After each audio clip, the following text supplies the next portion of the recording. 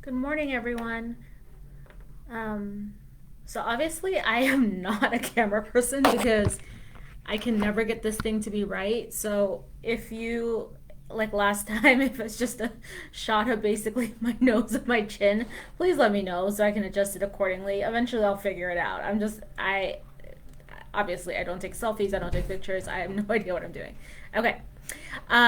So good morning, everyone. Welcome to the American Stroke Foundation live Q&A on strategies for productive communication. My name is Muzna, and I'm an occupational therapist at the Stroke Foundation. For more information on what we discussed today or any of our previous wellness topics, please visit our website at americanstroke.org and use the links to access our YouTube, Instagram, Facebook, and blog. Please start posting your questions and comments in our chat, and also let us know what topics you would like to see in the coming weeks. So why am I talking about communication today? There's a quote I refer to often as an occupational therapist, and it says that the greatest problem in communication is the illusion that it has been accomplished. As a stroke survivor or caregiver, you know when someone is not giving you what you need. You can't expect that to change if you yourself are unclear about what it is you actually need. So today is about you sharing your experiences with communication challenges and me sharing what I've learned from working with stroke survivors and their caregivers. Let me make sure I can see the chat.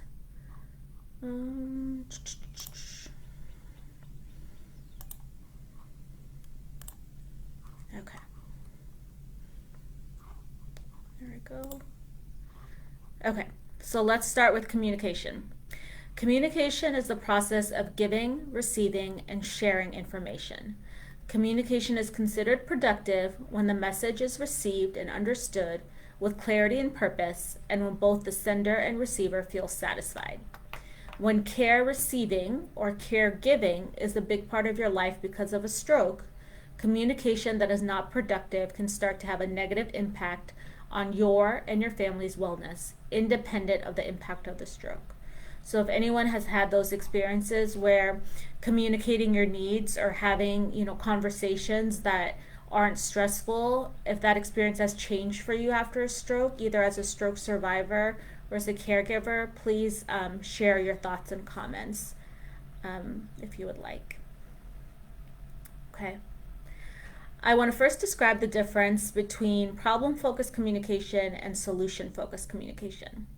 So let's say Sam makes a hotel reservation online and arrives to the hotel to check in. The person at the front desk checks the computer and says that Sam doesn't have a reservation. Sam pulls up the confirmation number on his phone and shows the staff. They still can't find it on the computer. Sam starts to get frustrated. He shows the staff his phone again, and he starts to raise his voice and ask for the manager.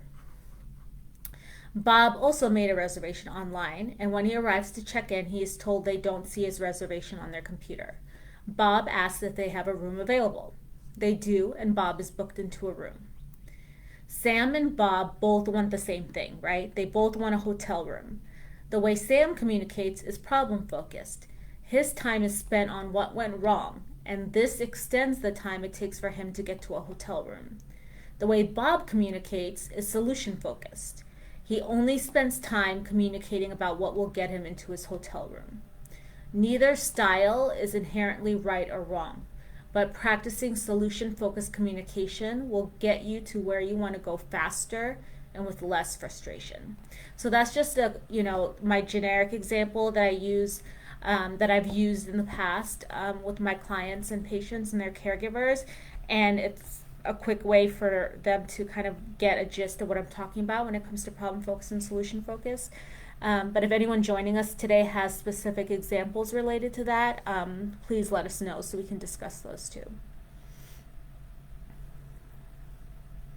And also let us know where you're from.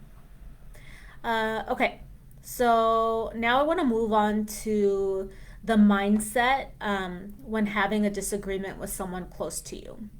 In those situations, does it end up being you against me or us against the problem? By approaching conflict, we're going to do a camera adjustment.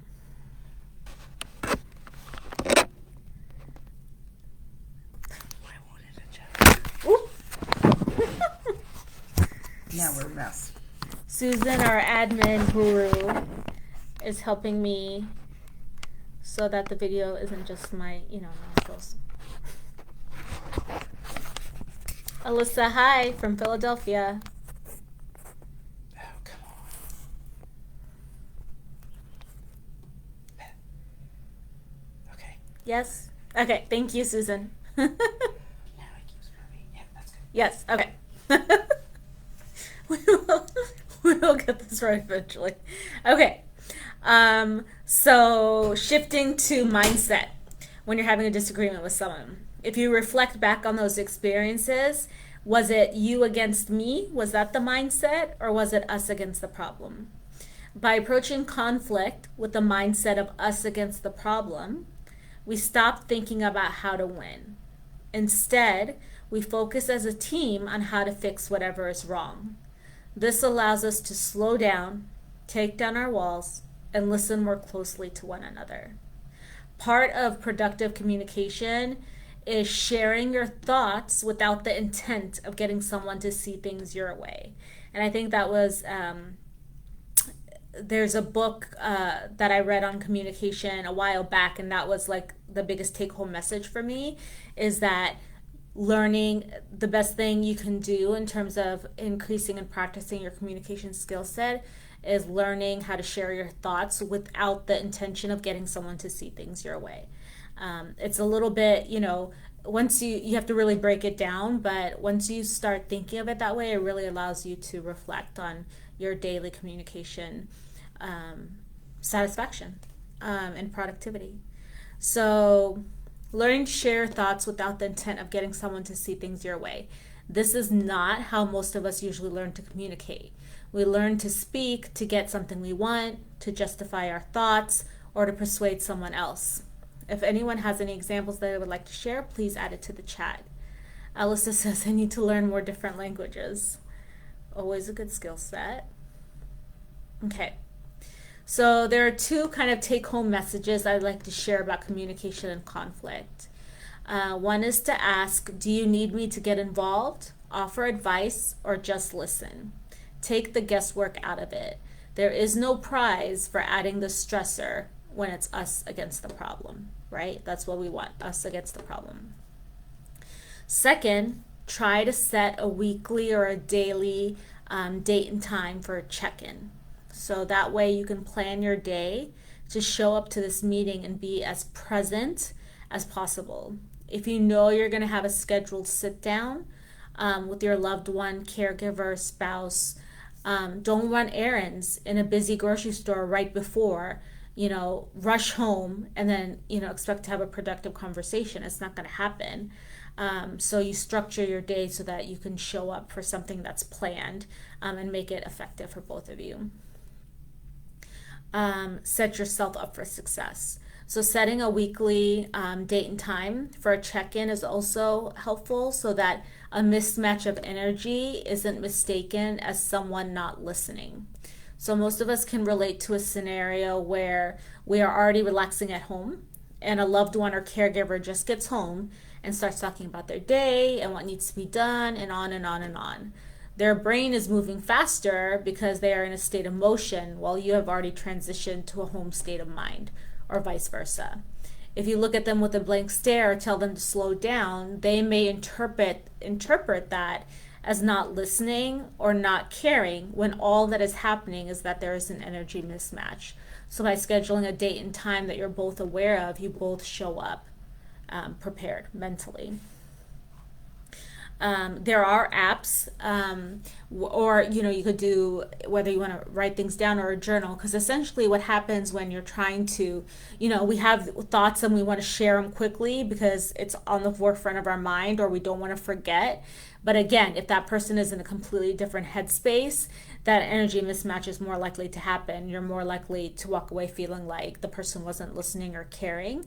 So to address that need of what's right in my mind, where does it go? Write it down, right? Write it down for that weekly meeting or use an app so that and you can use apps that once you put it in, it shares it with the other person automatically. So that way you get it off your mind as soon as it occurs to you, and it's ready for the other person to receive when they're ready to receive it. Does that make sense? So both needs are being met, and it increases the likelihood of productive communication.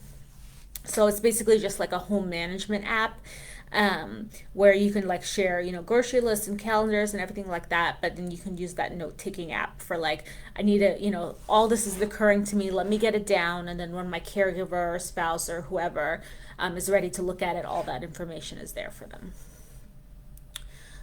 Setting a day and time for productive communication, and us against the problem instead of you against me. It also takes away the anxiety of what I call drive-by communication. You don't want to feel uneasy being around your loved one because you think every encounter is going to be a problem-solving session, right? You should feel at ease in your own home and around those that you care for, or those that are caring for you. Any questions so far? Communication is something, people spend a lifetime, working on, and it changes just as we change over the years, and our health changes, or you have a stroke, how we exchange information, how we receive information, how we share information, it changes. It changes just as a fact of us changing as well. And not to have a plan and a system in place with the people you spend the most time around, or the people who are caring for you, or those that you care for, takes away from successful days and days where you feel like, I'm happy and my quality of life is good. But these are strategies that everyone could benefit from. And the more comfortable you are with, personal growth, stroke or no stroke, the more satisfying you can make your days. Take away the pressure, take away the stress of things that are modifiable, so that you can focus your energy on the things that aren't modifiable. Okay. Let's see. Now I want to share kind of a template to start the communication discussion in your life. So the template allows you to share what you're working on, what your loved one might notice while you're working on those things, and how they can support you in the process.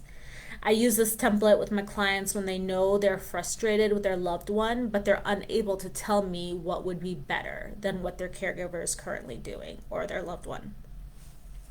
So, excuse me. So using this template can be something you just do for yourself to learn and gain insight on what it is you actually need and want from a loved one. And then if you want, you can share this with your loved one and or ask them to complete one themselves. Again, you don't use this template, or you don't have this discussion because there's a blame situation going on. You use this because you want it to be us against the problem. Okay, Erin has a question, or she has a comment. Erin says, caregivers are great, but I also found that they lacked in some issues. Not everything needs to be serious. Fun and laughter is very important. Definitely, of course. And that's kind of what, the drive-by communication, we kind of have a pace of life, and the way the world works is everything is go, go, go, and it's a need to know only basis. And we miss out on those things where having your caregiver, your spouse, or your family, like an eye line, shouldn't be a stressor. It should be a moment for interaction and laughter and fun and getting both your needs met. And so that's why I feel like having a set date and time kind of gives you a consistent place to have those discussions, so that the day-to-day interactions can be more lighthearted. Thank you, Erin, for your comment. Alyssa says, I have an appointment tomorrow, genetics of glaucoma. Good, for your vision. That's good. I'm glad you're getting stuff taken care of. Okay, so the template. So I'll post a link to the template, but essentially you just need a sheet of paper and you divide it into two columns.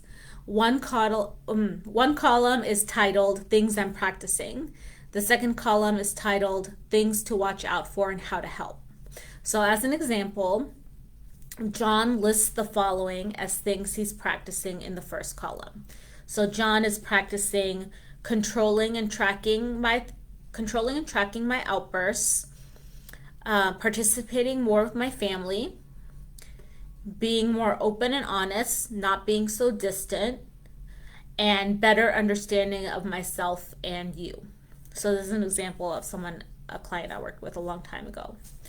In the second column, John lists what his loved one might notice while he's working on those things and what they can do to help him, what they can do to actually support him in a way that makes him feel like he's being supported when they notice each thing. So that's important too, right? This communication discussion, like, you know what's not working for you. Most of us can easily identify that. This doesn't work for me. It makes me upset when he says this. It makes me feel sad when he does this. It makes me angry when he does this or she does this. But seeing and thinking about what actually could they say that would be the right thing. What could your caregiver do? Or as a care receiver, what could someone do that would actually be the right thing? That's a harder question to answer. So I like this because I feel like it's a good awareness and insight exercise. So for John, he's practicing tracking his outbursts, participating more with family, and being more open and honest. So he, in the second column, put some examples. He said, number one, you may notice that I stop talking or walk away if I start to get pissed off. This is the most basic way I prevent myself from having an outburst, and I don't intend it as though I'm leaving the family or avoiding the discussion. What can his wife do when she notices him walking away or stop talking? He says, you could leave me alone to calm myself down for a couple minutes. You can count on me to return to the conversation when I'm calm enough. So he is presenting a scenario that is going to happen because he's working on things. And he, through his own kind of brainstorming, is telling his wife what would help him the most, right? Something is only helpful if it's helpful to you, right? Like if you hold a door open for someone, but they're not looking to get out of the building, they don't consider that helpful. If you bring flowers for someone and they don't care for flowers, they might not see it as a nice gesture, right? So having like an explicit understanding of what it is that you actually register as support or helpful is important. Not just for your own insight, but no one's a mind reader. So this is a process to start that. The second thing John says his spouse may notice is that if I forget something, it doesn't mean I don't value it or don't care. It just means that I don't remember. So this was a big thing for John and his spouse, where his spouse felt like he doesn't listen, he doesn't care, he's just in his own mind. And John, who had a stroke and also had trauma from being a service member, he's like, it's not that complicated. I literally do not remember. But it's hard for someone who doesn't have his spouse who didn't have a medical background and who wasn't a service member herself and also didn't have experience with the stroke. It's hard to take that just as face value, because in a spousal or caregiver relationship, there's a dynamic there, right? And there's a history there and there are emotions there. So in that second column, John says that if I forget something, it just means that I don't remember. What his wife can do to help is be understanding and be open to repeating yourself. And then the third thing and last thing that John wrote is, I might still have an outburst. Just remember, it's not your fault. The outburst is because there's too much information coming into my brain at the same time. And examples that he used was like the noise of the dishwasher running at the same time, multiple people talking. So I think that, as stroke survivors can relate to, like, processing speed changes, right? It may not be the same, it may not be as efficient, it may be slower. And when lots of things are happening, it's harder to take in that information. So when you're at a doctor's appointment and they're speaking at what, maybe an outsider would say is a normal pace of talking, but it's taking, by the time you process and take in one piece of information, you've missed 3 other pieces of information. So he noticed, he had the insight to be like, okay, this is happening. The outburst is because it's too much information coming into my brain. And he wrote that what his wife can do during that is, let me know if your feelings are hurt so I can apologize. If you want to talk or ask a question, try to do it when it's quiet and someone else isn't talking. So, when he writes in that second column what his wife can do to support him when she notices these things, it's not a directive. You know what I mean? It's not an ultimatum. It's just an insight exercise. Like, hey, I've thought about this. Here are things I'm actively working on to make myself better for me and my family. And as I'm doing this, this is what you're going to notice. And this is what it means. Like when I have an outburst, it's not because I'm angry and you did something wrong. When I have an outburst, it's because I'm practicing regulating my emotions and managing all the information that to me is coming in too fast. And while I'm doing that, here's what I've realized actually helps. And then they sit down and they have a discussion about that and how they're going to implement that again. So again, this document is not a blame situation. It's not a, if you don't do this, you don't love me. It's just to open the door to the communication discussion. And that's what we want. Especially when you're not feeling well, right? When you have a stroke, you still have good days and bad days, right?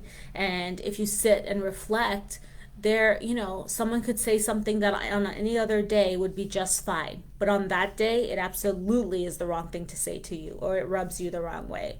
And having awareness of that is important, because then it lets you problem solve and brainstorm solutions with either your family, your caregiver, or a provider, so that you can actually set people, give people a chance to be able to be a part of your life in a way that's productive.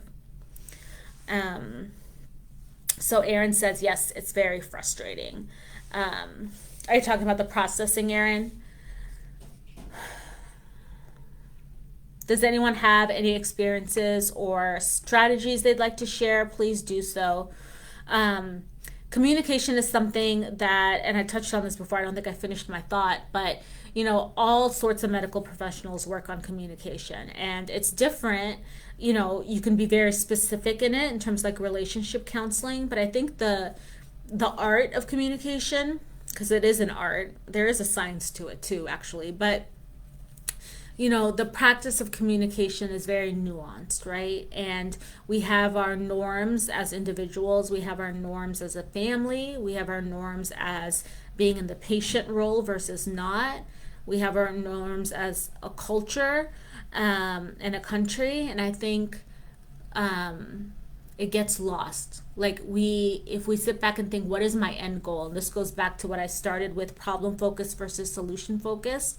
Spend your energy on the things that get you to where you want quicker, right? Focusing on the problem is fine. There's not inherently wrong with it. You should feel your feelings. Again, tying back to a previous Facebook Live Q&A.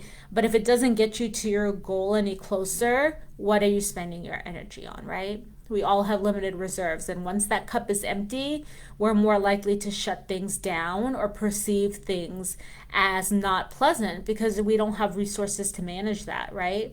The quickest way to, like, if your cup is empty that day, and someone says something to you that you just don't have the time or patience or whatever to deal with it, you're going to have a negative reaction, because that is the brain's quickest way to shut things down and get someone away from you, right? When you're rude, if you're a jerk, or if you ignore them, it stops the interaction. And so it's a protective mechanism. It's not necessarily like indicative of having an anger problem or having an emotion problem or whatever. We all tap out. We all get our cup empty. So Aaron says, what others think your actions mean caused me a lot of problems. Yeah. And after a stroke, the way your nonverbal communication is, either because of how, what's going on in your facial muscles, or how you pronounce words, or the pauses that you take, they can all be misinterpreted, right? Because a pause in a conversation can mean a lot of things. But if you're a stroke survivor, a pause can just simply be, you processing, or you, swallowing before you make the next statement, or things like that. And so, yeah, it comes with its own additional set of challenges. On top of navigating your world with this life-altering event, you're also having to navigate people's expectations of what it is to interact with you. So Aaron says yes. Thanks, Aaron. Aaron's great supporter. Okay, what questions and comments do we have? Because this is a Q&A. So one of the things I also wanted to talk about, I think I touched on it last time or maybe the time before, is Please let us know if this format works for you. If sometimes it is hard to think of questions or to type out questions when you're trying to listen and trying to process the information. So if you feel like, doing me having a recording before, like a video on YouTube with the content and with the education piece, and then maybe 1 or 2 weeks later having a Q&A based on that, would be more efficient and or more productive. Again, productive communication. Let me know and we can definitely try that out. Alyssa says family thought I had meningitis. No, it was a rare stroke in 2018. Yeah, there's nothing. Having a stroke is life altering, and it's a very steep learning curve for everyone involved. So I hope things like this become more common, forums and platforms to have a discussion and to share experiences, because you're not alone. Lots of people are going through this, but I think it's hard to find that one place where everyone can connect and just ask the questions as they occur to them, versus regularly scheduled visits. And so hopefully, we show a value to this. So Erin says, I like this format. Great. Thank you, Erin. Okay, so while I wait for questions and comments, next week on Thursday at 11 o'clock Central, our live Q&A will be about reducing the daily cognitive load. So by cognitive load, I mean all the demands of the thinking parts of our brain. So managing things, planning things, executing things, staying on task, all that stuff. Cognitive load, the demand on the cognition part of our brain. So how to work smarter, not harder, is kind of the general gist.